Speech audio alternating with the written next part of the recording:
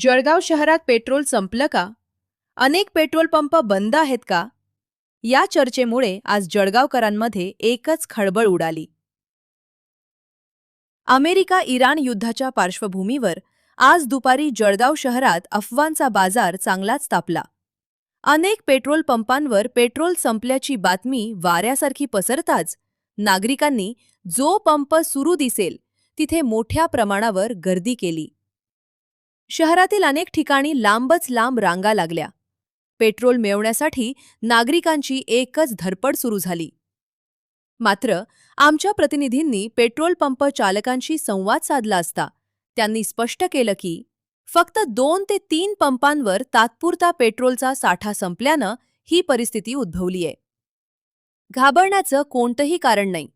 उद्यापासून नियमित पुरवठा सुरू होणार असून परिस्थिती लवकरच सुरळीत होईल असंही त्यांनी सांगितलं. म्हणून नागरिकांनी अफवांवर विश्वास न ठेवता शांतता राखावी आणि अनावश्यक गर्दी टाळावी.